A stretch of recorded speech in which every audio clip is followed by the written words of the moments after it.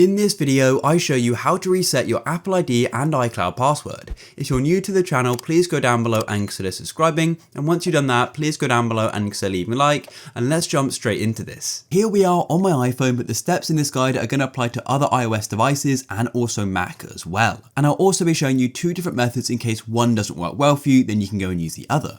So the first thing you need to do is go and open up the settings app just like so. And then once you're in the settings app, all you need to do is go and look for your iCloud settings. To get here, all you need to do is go and tap on your name. At the top, as you can see, it says my name, then Apple ID, iCloud, media and purchases. So tap here.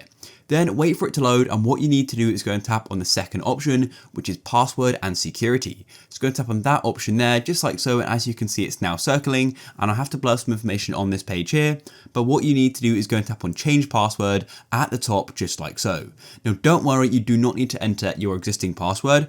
All you need to do is go and enter your iPhone passcode for your device. So in this case, I'll enter mine now, and then it's going to go and take me to the next page where I can literally just go and enter my new password. I can go and re-enter it just to verify it, and that's literally it. You can then go and tap change in the top right and your password will be changed. However, if you don't like this method, don't worry, I'm going to show you a second one. So all you need to do for this second method is go and open up a browser. I'm just going to use Safari in this case, so open it up. Then all you need to do is tap on your URL bar either at the top or the bottom like so. And then what you need to do is just type in iforgot.apple.com. And you can enter this on an iPhone or a Mac, an iPad, it doesn't matter, and then press go just like this. And it's going to go and take a moment to load, and here we are.